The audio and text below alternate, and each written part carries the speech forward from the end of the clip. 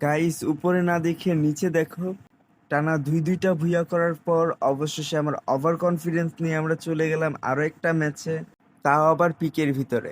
এখানে একটা এনিমিকে ড্যামেজ দিতে আমার টিমমেট কিল চুরি করে নিয়ে যায়। তখন কোনো মতো সেখান থেকে বের হয়, কিন্তু আসার সময় একটা এনিমি আমাকে তার প্রেমের জালে ফাঁসিয়ে মেরে ফেলে। এটা বড় ব্যাপার না। তারপর আমরা অন্য একটি স্থানে চলে আসি। সেখানে আমার এক টিমমেটকে কুমায় পাঠিয়ে দেয়, আর আমিও এখানে কুমায় যাওয়ার জন্য রেডি হয়ে যাই। ড্যামেজ দিতেই আমাকে কুমায় পাঠিয়ে দেয়। তখন আমার আরেক টিমমেট এসে আমাকে কুমায় থেকে জীবিত করে। তারপর অনেকক্ষণ ঘোরাঘুরি করি, কোনো এনিমিকে পাই না। তাই আমরা চলে যাই বিদেশে, মানে একদম শেষের দিকে। তো সেখানে গিয়ে দেখে একটা এনিমি, তাকে ম্যাক্স 7-এ যাতে দিয়ে সে চলে যায় বিদেশে।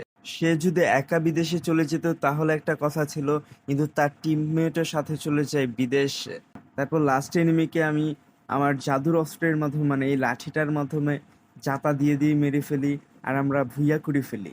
দেখেছো গাইস, তিনটা ভুইয়া স্টিক কখনো কি চোখে দেখেছো?